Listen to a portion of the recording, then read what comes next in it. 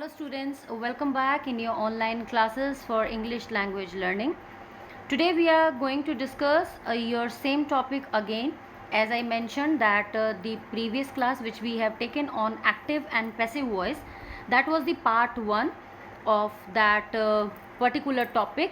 I have tried giving you some information. What do you mean by active voice? What do you mean by passive voice?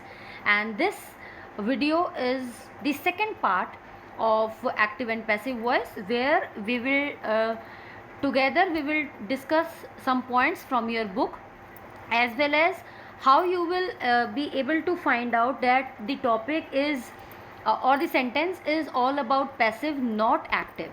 Some hints would be there. So better all of you kindly grab your books and come to page number 57.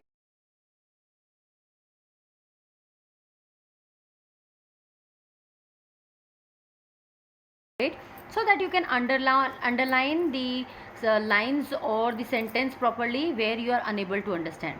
So let us quickly recap the active voice, where the common structure, that is subject, action, object. It means subject plus verb plus object, that is the active voice represents you, and action is performed by with the help of your verb only. And when we talk about your passive voice, passive is actually a reverse. It means we talk about object first, action remains same, and subject is less important to us, and that comes to an end. And if we can see some examples, then it will be more clear to you. For example, I love my subscribers. This is a common statement I have given, that I love my subscribers. So I have used subject, my verb is also there, love, and object. At the place of object I have used my subscribers. But when I can see that if this information is given to you not directly by me, by someone else, or you have got this information by third party, that I said that my subscribers are loved by me, you can clearly see that this statement is actually reversed. They have used the reversed action. Object comes at first, my subscribers, verb is there, but the verb always comes with the helping verb, and the helping verb is are over here. Actually we are talking about subscribers, so it's not a singular thing, so it's a plural. So that is the reason as a helping verb I have taken are. V3. Now this is the most important thing you always have to keep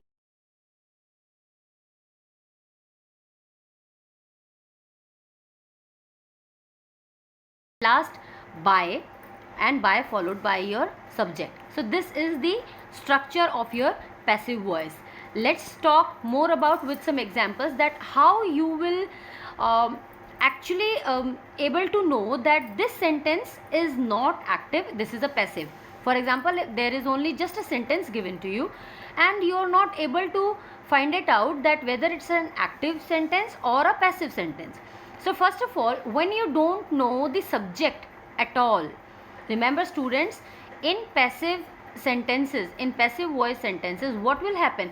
Object comes in the beginning, subject goes at last. It simply means that you don't know anything about subject, then also your sentence is completed, because the main focus is always on your object. Absolutely correct. For example, you can see Steve's wallet was stolen. Now who has stolen that wallet? You don't know. It means who has done this action? You don't know. And if we are talking about who has done that action, it means we are talking about our subject. So subject is missing, only object is given, that there is an object, that is Steve's wallet, and who has stolen, we don't know. So by reading this sentence only you can get this idea in your mind that you are talking about an object, not about a subject, and your subject is missing from this sentence. It means it is a passive sentence. Very good. Now if I can read out the second one, all the cookies have been eaten. All the cookies have been eaten. Who ate? I don't know. Do you know that who has eaten? Nobody knows. So it means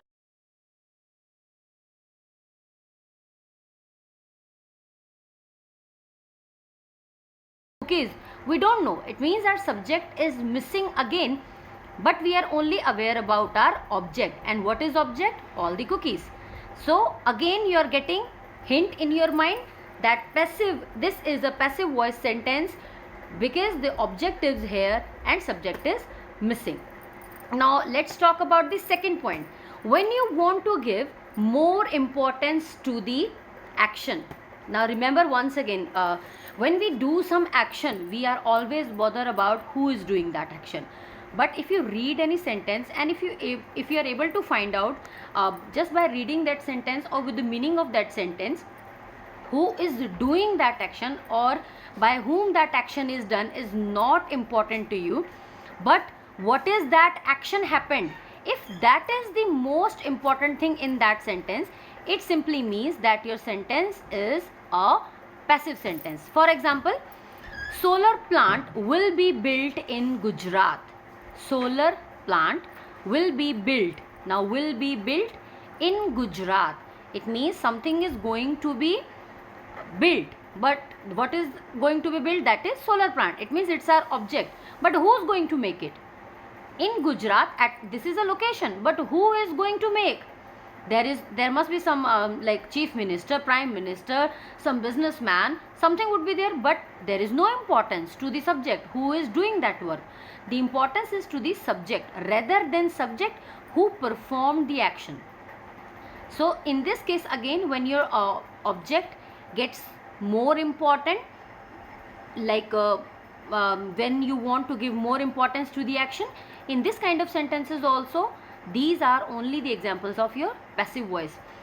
For example, if I can see the road is being repaired, you can clearly see the road is not automatically repaired by itself. There must be someone who will repair, but they are least bothered about that who is going to repair that road. The main focus is on that the road is being repaired. So the road, that is your object. And when we talk about importantly about our object at first, then our sentence is supposed to be only passive sentences. Because whenever you start studying, as soon as you go to the higher classes, you will easily find it out that right now as you have studied about your structure, subject plus verb plus object, active voice, object plus helping verb plus verb's third form plus by plus subject. So it doesn't mean that if in a sentence you are unable to find by at the end, it doesn't mean that this sentence is not our passive voice sentence. Sometimes you will get sentences where by is not followed before subject, but by reading and by following these 2 points, you can easily find out whether your sentence is an active sentence or a passive sentence. So hope this point is clear to you. Now let's revise about your structure one more time. Active voice, subject plus action, action simply means verb plus object. Passive voice, object plus verb's third form. Remember, before verb's third form, helping verb should be there. By followed by your subject. This is the common structure. But these structures, the passive voice structures, can be modified based on your tenses. You have already read about your tenses. Now kindly come to the page number 58 in your book. Open everyone. Those who don't have book, don't worry about it. I have already taken the screenshot of your books also. Just one more time we will revise how you will be able to find out whether your sentence is a passive voice if by is not given over there, when you don't know the subject, when subject is least discussed in your sentence, when you want to focus on the action rather than who did it. In your sentence, when the action is more important than the subject. These are the 2 hinting points which will always give you a click in your mind that yes, now forget about by is there or not, or structure is not followed, but still you can recognize that this is a passive voice sentence.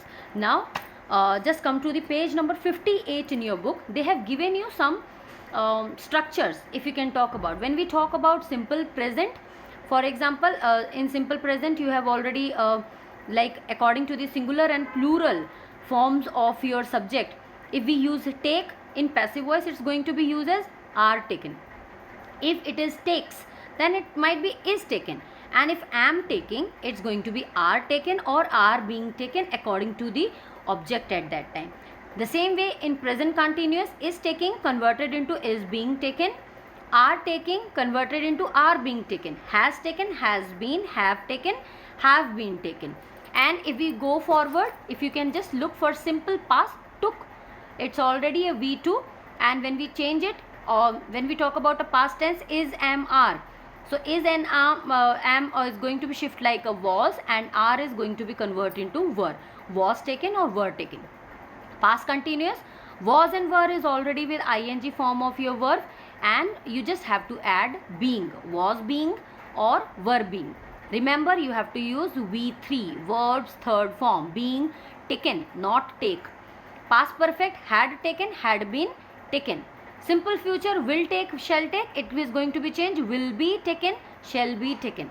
If can and may, if any models are there, the can or may should be there, but it will come with be taken, the verbs third form.